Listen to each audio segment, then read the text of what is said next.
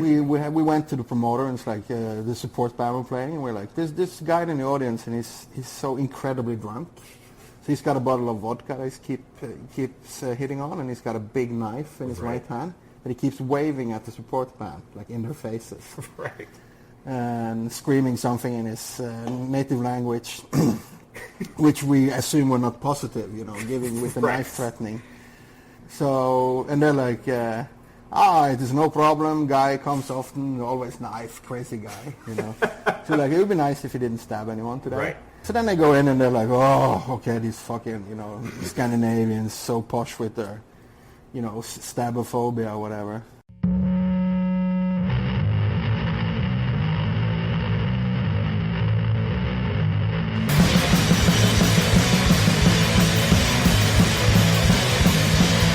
Worst gig ever with your host Geoff Garlock on Revolver.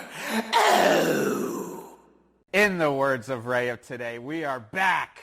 This is Geoff Garlock, and welcome to the Worst Gig Ever podcast.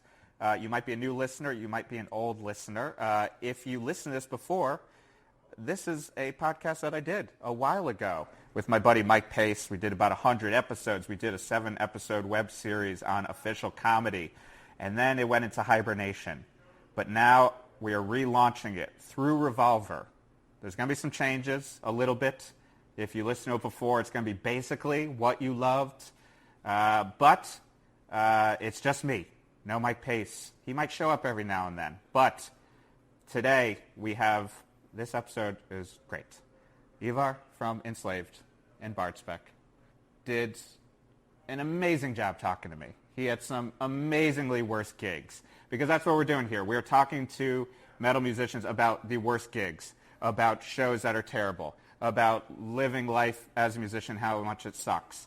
And we got into it. We have some really great stories. It makes you not want to go to Mexico. We'll get to that.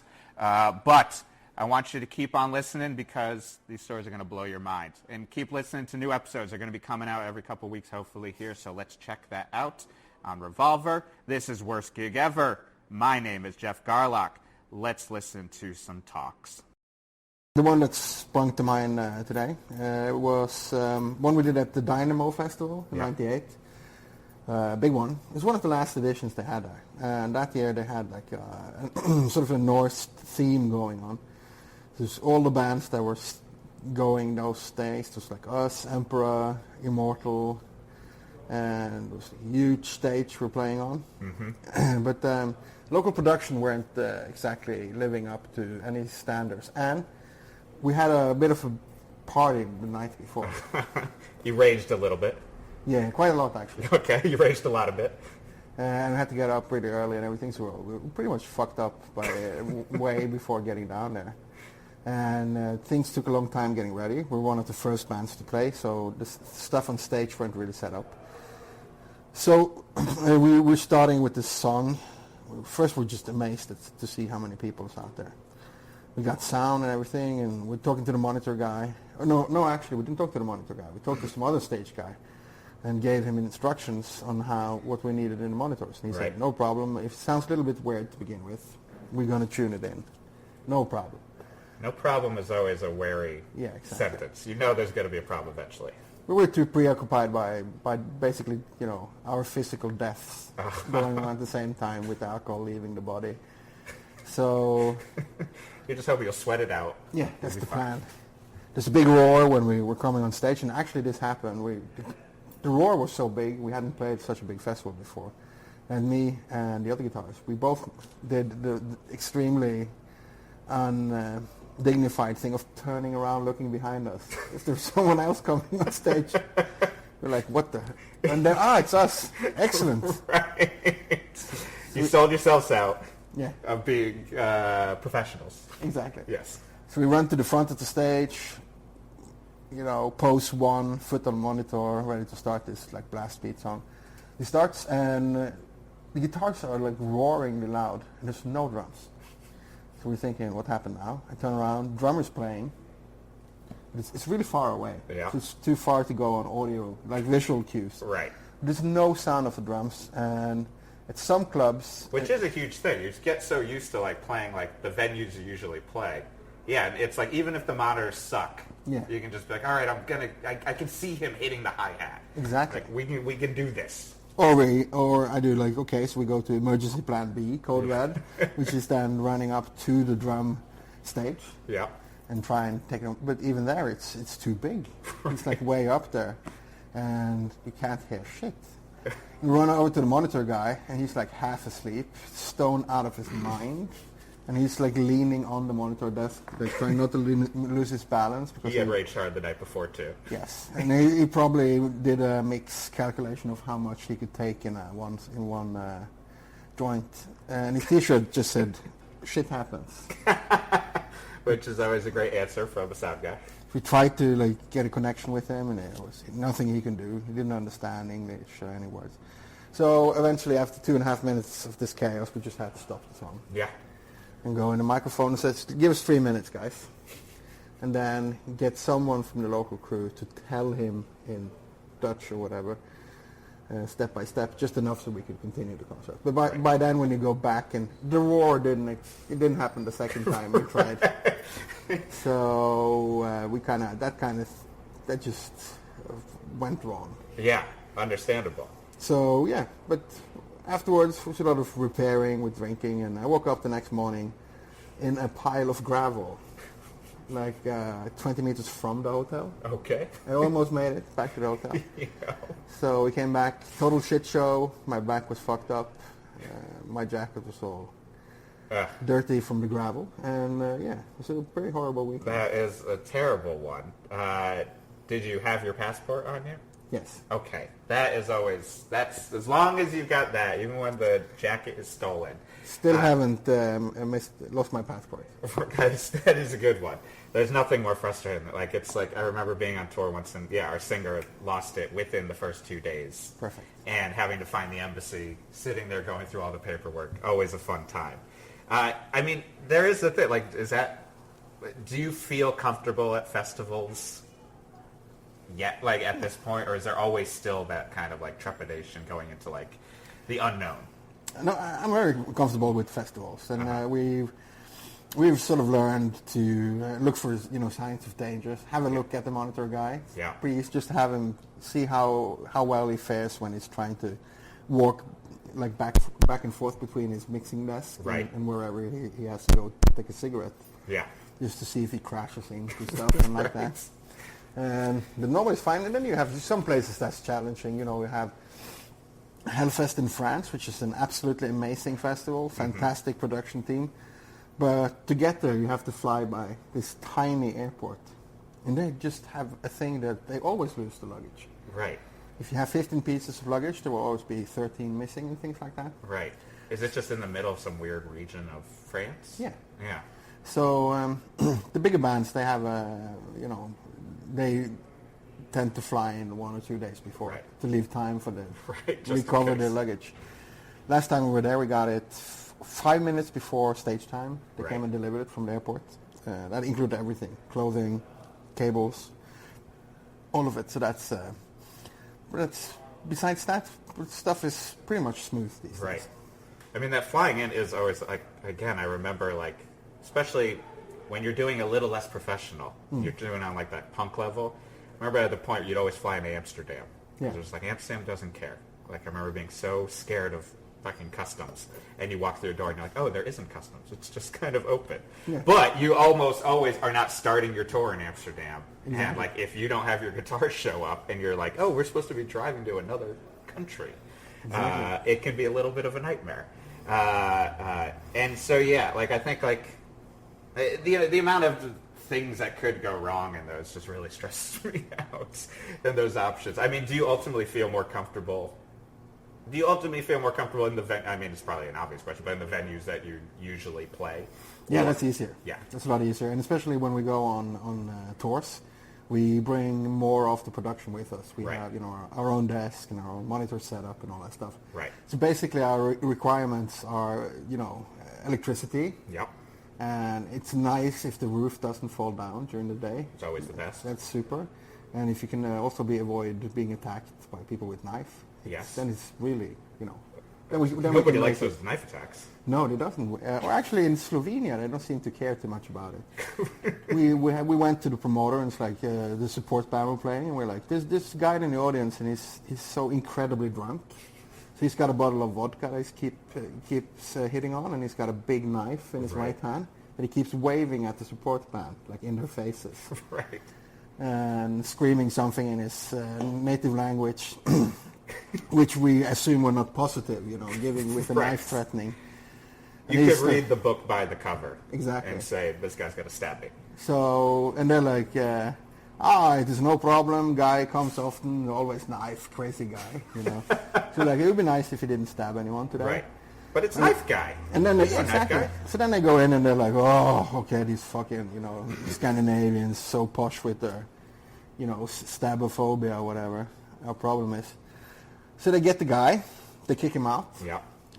We found out his punishment is he had to stay outside for 15 minutes without his knife. And then he was readmitted, given back his knife. Of course. Yeah, and he just kept... He learned his lesson. And then we had a bus driver, which turns out, he heard about this story. He said, oh, no problem. He was called Tony Adams, a Dutch guy. Uh-huh. It turns out he used to be some kind of like mercenary or something. So he got his big bat from the bus. Right. And he said, knife, one knife, what is the problem? And he was just standing next to the stage with his bat and looking at the guy. And the guy eventually went home. Right. He thought like, okay, maybe I don't stab today. So that was a good one. I mean, mercenaries are good to have. Yes. On your side. When going back to where Sue's but earlier on, so when Enslaved first started, I think also kind of you're coming from a scene that now has been mythologized so much. And I think it's especially I can only draw my personal experience, but my band was in the Brooklyn scene that happened in 2000, and whenever I read articles I was like, is that really what happens? I don't really remember these shows being that great, and it wasn't so much of a scene. I mean, what were there shit shows then? Most shows. That's what I figured. Were total shit, because one thing was we didn't have a professional apparatus around us. Right. And if the bands, and even the bands that were really good playing, some bands, they were already up and running for a few years, having done more death metal stuff like Dark Throne and Mayhem, and were quite experienced. But you would show up and you would have to use the house sound man. Yeah. And one thing was for sure, he would never heard that kind of music before, and B, definitely didn't like it. Right. And the same with the studios actually. That's why everything was recorded in more or less one place, because Gig Hall, when that turned up, there was that's the one guy in Scandinavia who actually not going to give us a music. Weird look when we walk in. So at the very least, let's just keep going there. Yeah, exactly. But that didn't happen in the clubs, and there's no professionals. And I guess people, maybe some of the bands, I guess, spent a lot of time on spikes, right, and paint. And, sure. And one thing is having spikes on photos and playing your guitar at rehearsals, but we tried to combine them on the stage. Right. A few people were quite disappointed on having the Kerry King spikes all the way around, and then trying to play the guitar, and you're supposed to be all tremolo, right, super high speed. All of a sudden you're like, why is my elbow up so weirdly high, and I have no idea how to mute anymore? Or the body armor or whatever, chainmail. So it's kind of... I remember seeing Deicide once, and I felt slowly through the show they had to keep taking off pieces of armor. Exactly. It was just I'm not sure I can play this song anymore with this thing on. Like a medieval striptease. Right, exactly. Which is beautiful. It felt very sexy, but yes, so metal. Glenn Benton and sexy, that's not very often used in the same sentence. Yes, exactly. He's got an aura, that's for sure. Definitely. So the gigs were legendary in that I saw Emperor's first live show, right? Immortal's first live show, and all that. But it's more that's you used the word mythology, and I think that's the whole thing. Yeah. It's about being there and experiencing it, but the technical quality was probably waiting a few years. Yes. I mean, I think also with that too, was it weird, or because everyone was kind of starting to experiment when you were kind of bringing in these different elements? Because I know also I know when you're into a scene and everyone's at a certain age, it's like, this is what we do. Like if you're only into metal, you just have to listen to metal. Same with like hardcore. It's like, oh, you're a hardcore band. Like you got to act like you've never listened to any other music.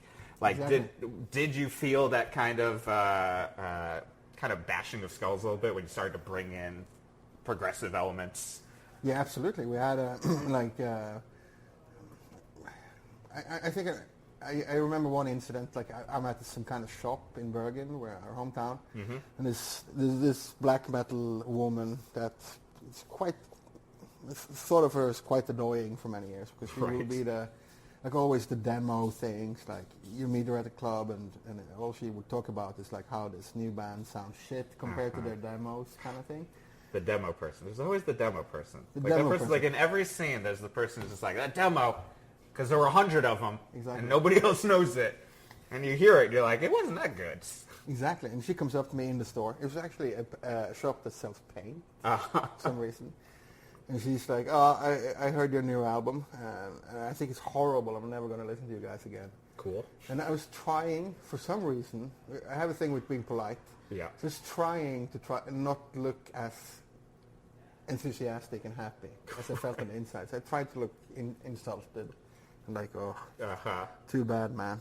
Right. Oi, oi, oi. Hey, thanks for the support over the years, and I hope you find other music that you enjoy. Right. And then I thought, like, exiting the shop, like, now I think we've done something right. Yeah. If these people aren't really interested in music, everything's just like an everlasting pose, sort of small children bickering over 100%. marbles or whatever. That It's they're the fighting internet, about. pre-internet. Yeah, exactly. That's what she was doing. She was putting it on her wall, Right. in the paint shop. But it's like, and that's the thing. I think that's good that you had that realization, because it's like then you eventually get to that point where you're like, why was I ever trying to kind of fit that mold, or fit that, like, what did you care? Yeah, what do you get to care at all? Like, what are you going to get out of being like, no, I'm just going to keep sticking with just this one exact distinct style of black metal? Yeah. I mean, what were some, like, thinking of like the progressive elements, and because I love progressive rock so much, like what were some of the albums that were coming in kind of influence that, but also like, are there any that, like, I feel like in a lot of times you'll look at the press release, you'll hear the interviews, and you get kind of like the big three.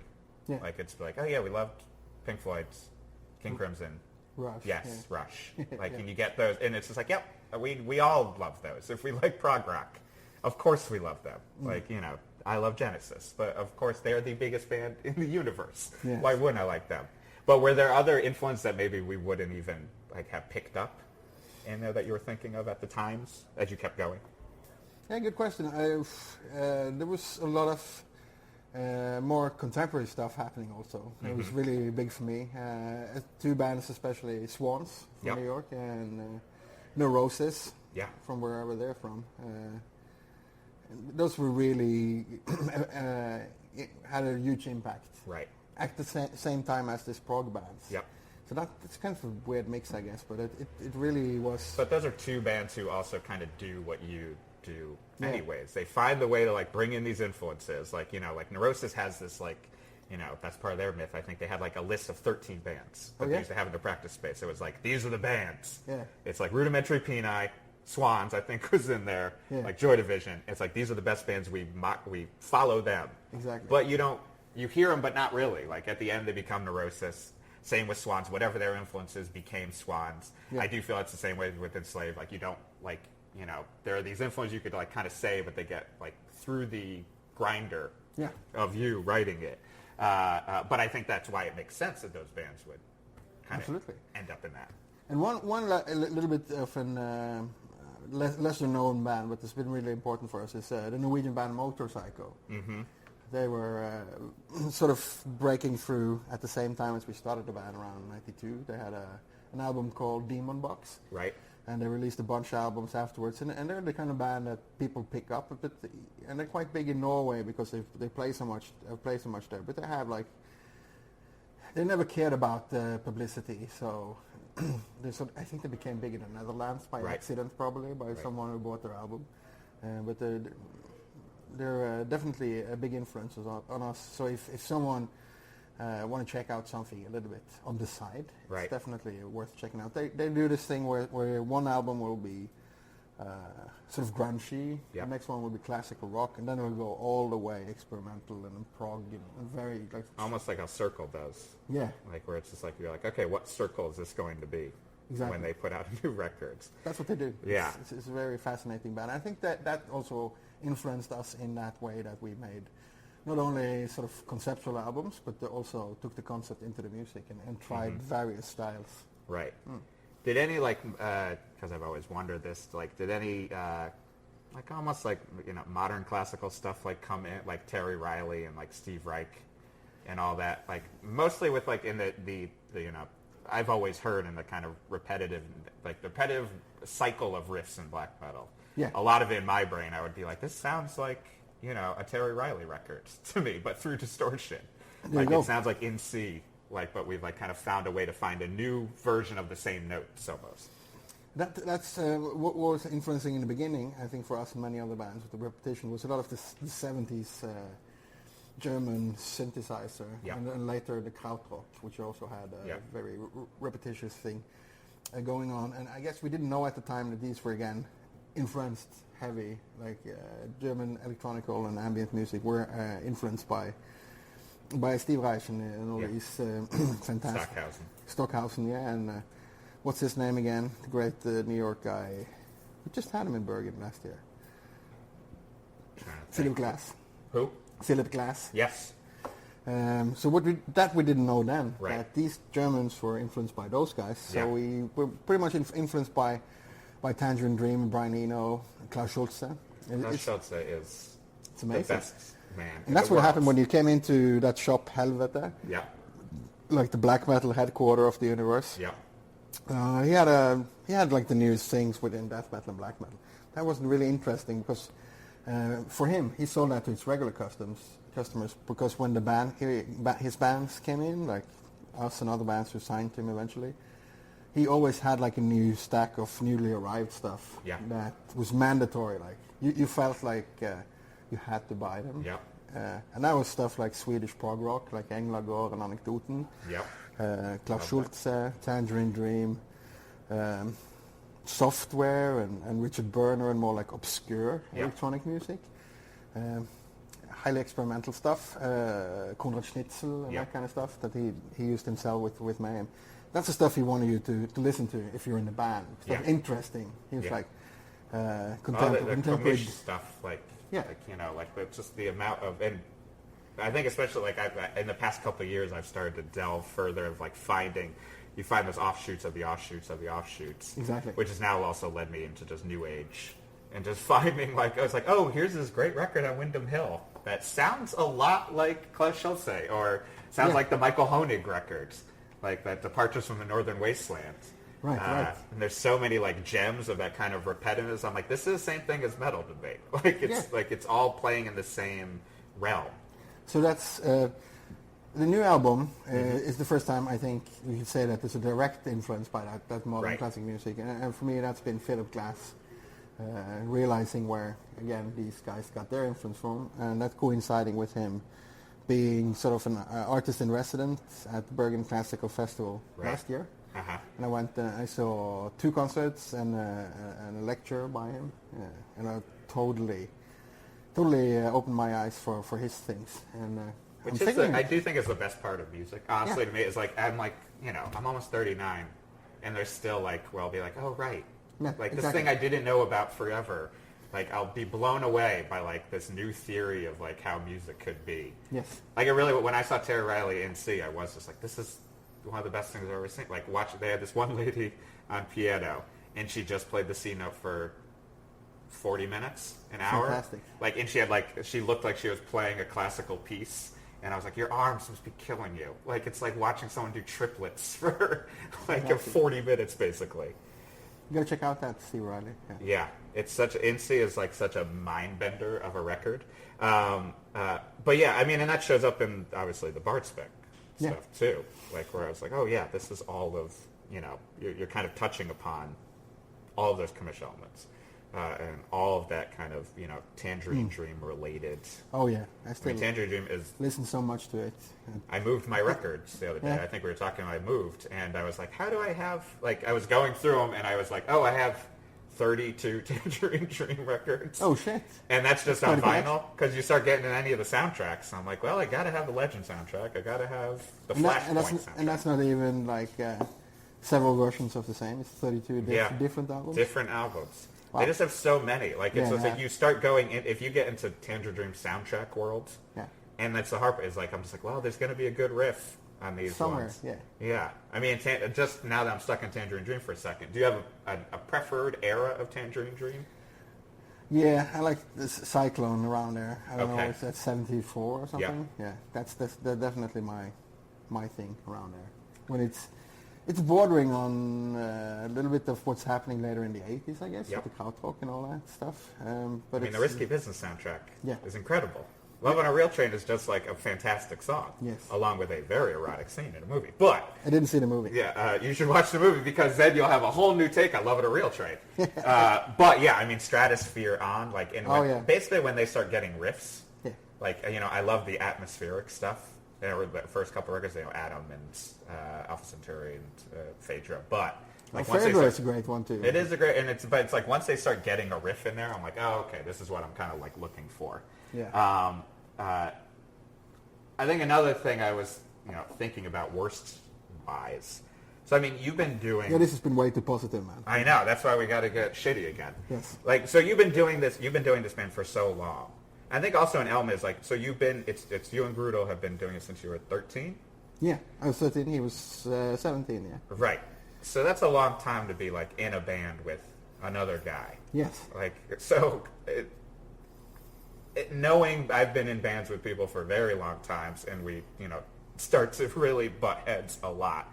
How have you pushed through in all these years? I know part of it is just you get used to the rhythms, but it is its own relationship.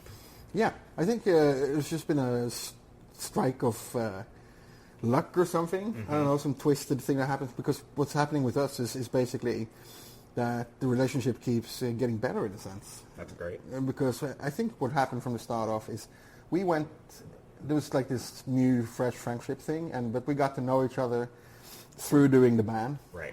So we sort of learned to get to know each other in a lot of quite pressed situations early on. Yeah. So then you got to see the true qualities of the other guy. You're traveling around, you're getting left behind in Mexican City.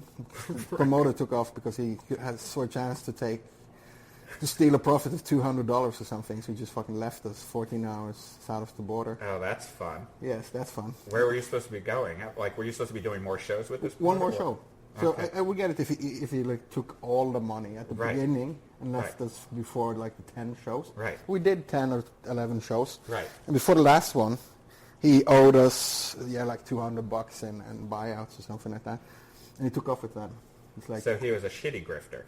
Exactly. He was didn't really plan it out too well. Really bad criminal. Yeah. And we just an hour before, we'd been at his relatives were running a record store in that town. Uh-huh. So we had a signing session there. And so we thought, okay, we can go back there and get his relatives, whatever. We're not going to try and get the money back. Let them steal the money, but we have to find a way to get to the U.S., Right. Our Spanish isn't really good, so we're like, El Buso, America, to people, and they're like, hey, fuck you, gringos. And we're like, okay.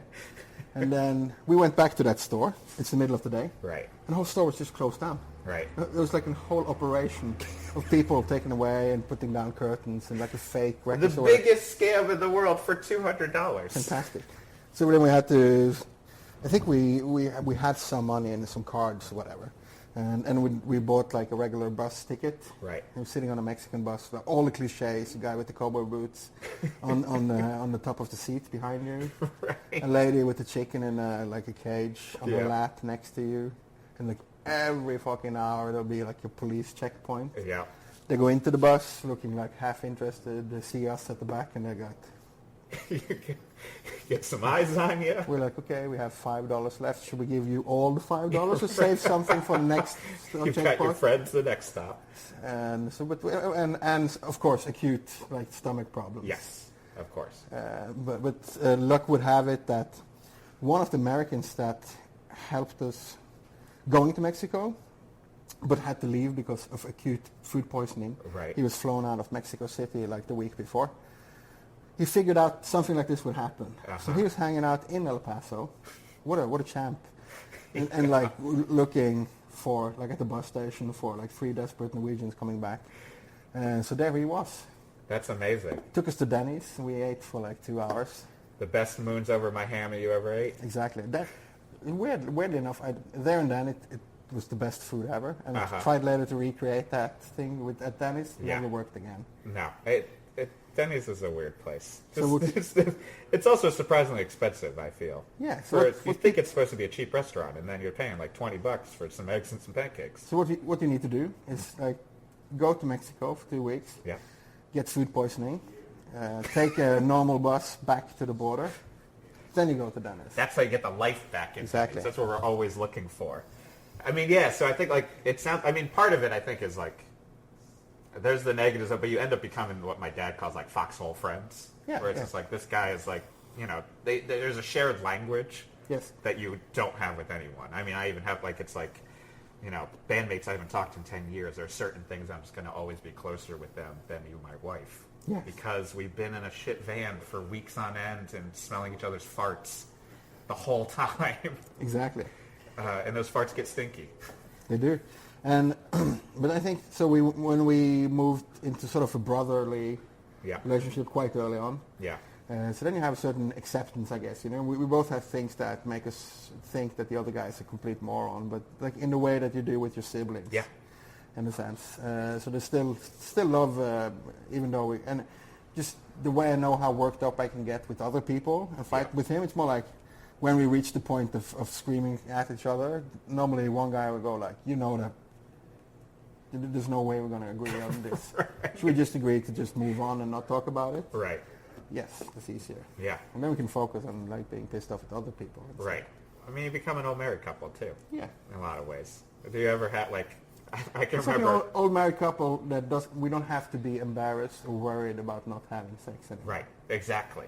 It's Fantastic. it's just agreed upon. You're not going to do it anyways. Yeah. So it all works. Exactly. Yeah. No I can remember pressure. having like meals with my singer. Like we'd go be like, oh, we're going to go get Thai foods at some Houston. Yeah. And we would just sit there, just silently. Yeah. Because there's also like, you know, that's the other part too. It's like you run out of things to say. Yeah, and then you look at the married couples around you doing the same thing, and you're like, with us it's fine. Yeah, this is once you get comfortable in silence. Exactly. I think that might be like actually the key is like if everyone just agrees to shut up. Yeah. Like you need to have that like at least an hour where it's just like shut the fuck up. That and strict rules about music on the van. Yeah. I think like Yeah, because there are certain ones. Third Eye Blind was a breaking point for me once. My guitarist decided all of a sudden that we needed to listen to a Third Eye Blind record in the middle of an 18-hour drive. No, that's not good. And I had a little bit of a flip out on that one. Are there any breaking points for you on tour? Oh, yeah. That's the thing about music. But now it's good. People respect it. But it's like the thing where like one guy will get excited and drunk, and then he wants to play like his favorite shitty music on the stereo that only he likes. For some reason, you have all these stubborn old, fuckheads that really hate that band and spend a lot of time talking about how much they hate it. But the guy gets excited and drunk, and then he thinks, tonight they're going to fucking love it. Tonight I'm going to be a hero. Hurting you. They're all going to be like, it's going to be like a light around him, and everybody's like, oh man, you're teaching us what great music is. Thank you so much. Let us buy you a beer. Like, where does that idea come from? No, the same thing's going to happen. Somebody's going to tear out the CD and throw it out the window and be like threatening towards him, like, shut the fuck up. So what we do is that we've had discussions, being mature people, that we figured out we have certain things that everybody likes, and then we go from that list.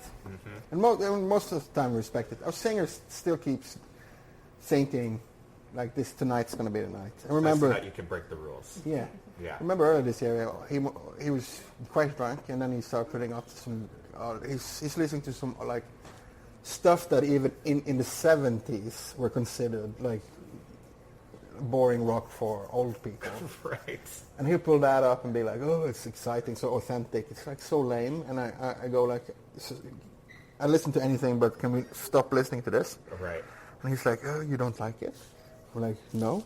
I keep telling you I don't like it. I think it's rather horrible. Then I got all emotional, like, but this is one of my favorites. How can you not like it? It's like you're stabbing me in the heart. Exactly.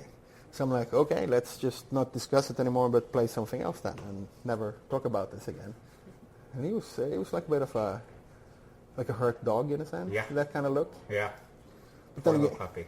yes, but well, I think emotions weirdly runs higher than they do in normal life on tour, especially in the bus and the van. And I know I'm like the only guy who's listening to like experimental stuff. I love the things where it's like some crazy woman is shooting stuff in her kitchen over the sound of burning wool. Yeah. I think that sounds interesting. I listen to it, and there's a guy throwing violins at mirrors next to her, and what's happening there. That can be interesting, but I don't take it with me on the bus. I'm like, guys, there's you're bus gonna music, love it. There's home music. Exactly.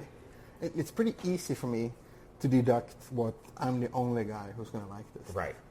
I mean, and I do think that helps. Like, if you're able to acknowledge, like, look, I'm a singular in this. So I think one of the hardest parts too, and kind of connects to like, you guys doing this band for so long, is like, I think most of the time when you're at like the heart of your band is when you're at also the most like emotionally vulnerable. Yeah. And have no idea how to talk to anyone. You're just like an idiot.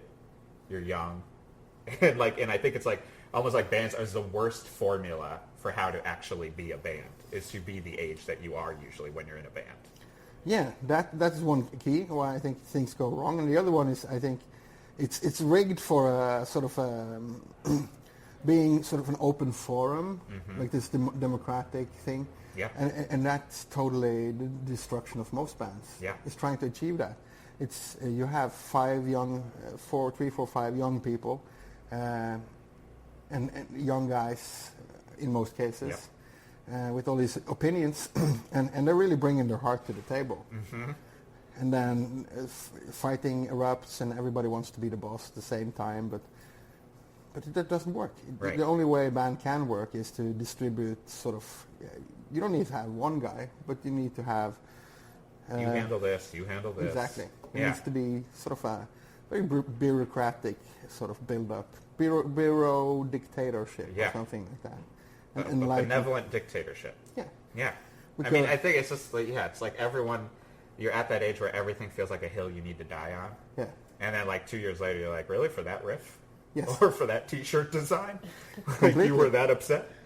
Yeah, it's really fucked up how far people go into it, and I think, but it reflects today's society also. I think that now people are getting so mushy about. They ask their kids, right? Are you okay? Yeah. If we do this and that. Yeah. Are you okay to not maybe smash all our plates? Right. Or does that like sort of put a stop to your creative flow here? I mean, luckily my wife is a teacher and is like and writes books about basically like don't do that. Exactly. Like she was complaining about the other day. She was like, "Oh, why are they constantly asking this kid questions? Like, just tell the kids. Exactly. Like, do you want to be breaking that? Do you want to do this? Exactly. It's like, just say like, don't break it. What are you doing, you idiot? Do you want to sleep outside? That's a better question. Right. Do you want to not eat for a while? Right.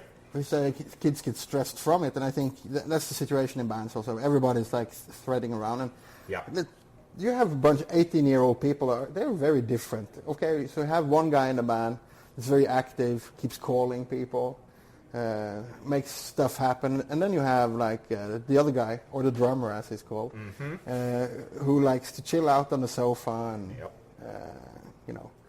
work on his car and holler at girls and stuff like that. That's awesome, but why the hell would they have the same sort of decisive power in decisions of the band? Yeah.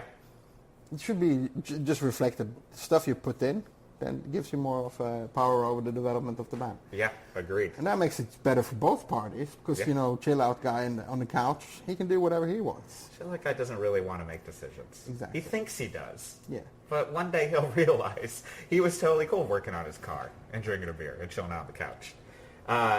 I think part of it too is, you know, we're kind of talking about being, you know, younger when you're in the crux of the band. Like, you know, so you've been in this band for a long time, and same with me, like, we're still playing music. Like, do you have those moments where you're just like, what am I doing? Like, why am I still playing music, especially metal, like, which is, like, still something that, like, people don't get, like, you know, like, norms, basically. Do you have those moments? Nah, not really.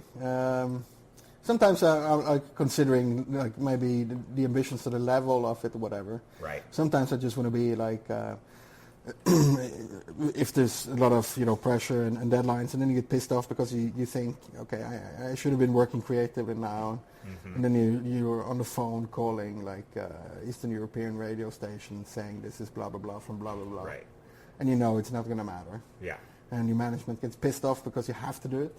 And for those, then you can get childish and think, oh, fuck, I just want to play for myself. Love those in-stores. Yeah. Can't do enough in-stores that no one shows up at, really. Yeah, like in Denmark, where I don't care at all. Denmark is probably the worst place to try and be famous. Uh-huh. We went to this signing session at the festival. There's one guy there. He was sitting on our chairs, and we asked him if he could move, and he said no. Perfect. Nobody else came.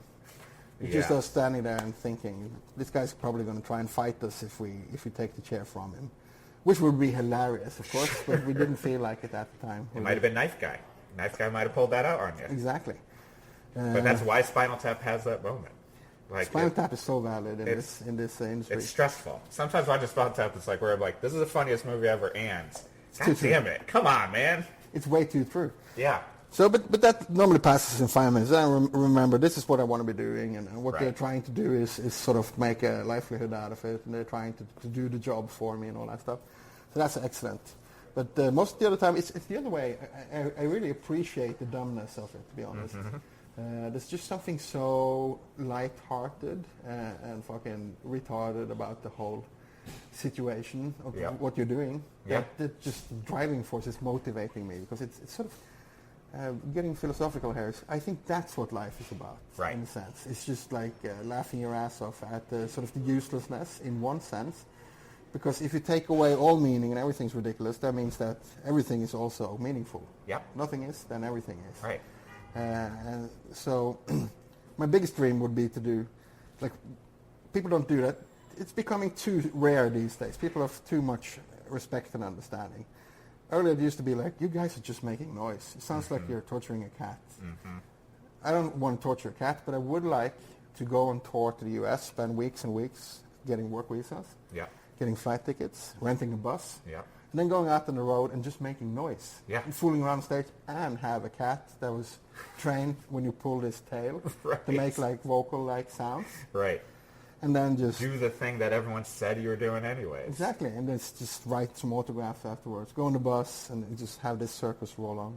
Yeah, that'd be awesome. I think that'd be like the ultimate art. I agree. I mean, yeah, it is a hard thing. It's just in my mind, it's just like such a battle all the time. Like, I remember when we were starting this new band we had, or a couple of years ago, and our singer was just like, I guess we're doing it again. Yeah. Like, it's just like, I mean, it feels dumb.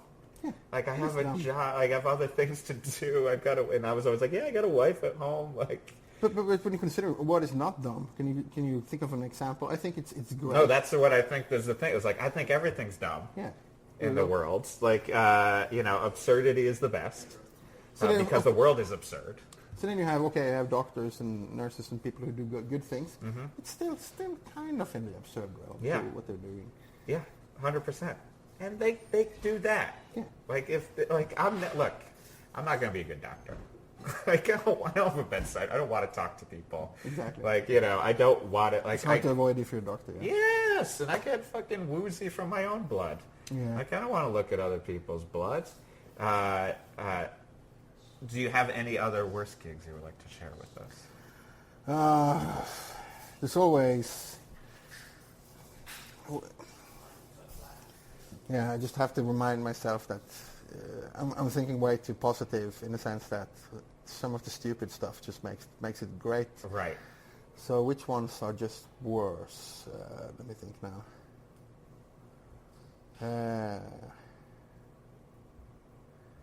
Of course, we had, yeah, that's an easy one. We're on the Mexico tour, like the previous week. Same guy, runoff guy. He has the thing where he has to have his siesta.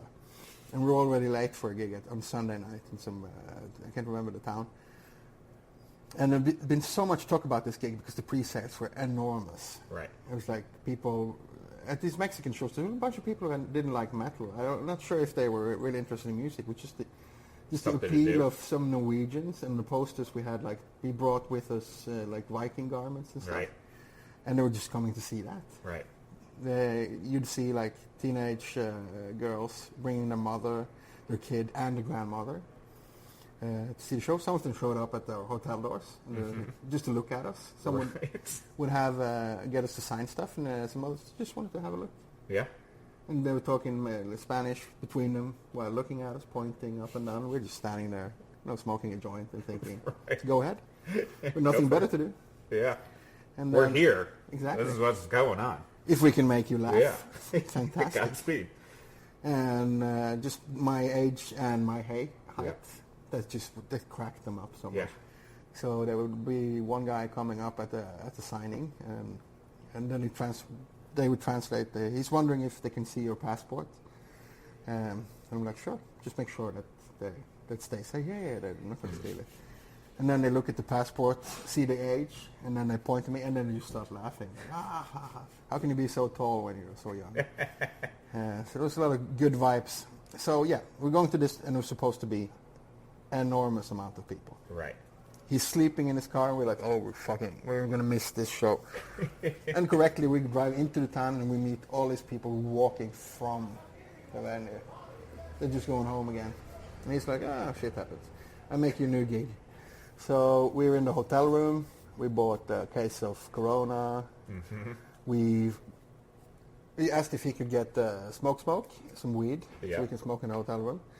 And he's like, he was very sorry, but it was $2. And like the price was way too high. Like, okay, that's... I mean, you don't want to break the bank. It's fine. Yeah. There you go, $2, and comes back with 24 joints for $2. Wow. So we're in the room, and we ended up getting so stoned. We're standing on the balcony, wrapped in sheets, bed sheets, pretending to be Roman senators. As you do. While the Mexicans go, like, shaking their head past us. They're like, oh, crazy gringos. And then, so the new gig is on Tuesday, right? Right. We get in there, a pub much like this, yep. but a lot of, like, really sour-faced women in very short skirts sitting along the bar. We're like, why are all they looking the same with like heavy paint and all that stuff? And then backstage, I can sit back there. There's all these little booths, and we got one of them, and next on each side there's a bunch of these women again, smoking. And then we realized what it was when this guy in a white suit walks past us with a white cowboy hat, looks us up and down and goes like, nah. And then yes, to the woman next to us in the next booth. And she goes with him somewhere. We're in the brothel. Excellent. We weren't the big seller, to be honest. He actually looked at us and thinking like, this is maybe too exotic. Right. 3 guys in Viking costumes, including... But he thought about it for a second. He did. Yeah, remember the helmet looked intriguing. Right. So we're playing the show, go on stage. There's a children's drum kit. Perfect. Love that. Nice. Got the Muppet drum kit. Yeah. Tiny. There's a little 15-watt PV Bandit guitar, which is cool. That was the only like realistic piece of equipment. Yep. And the bass and the vocal had to share like a homemade cable thing into a little ghetto blaster.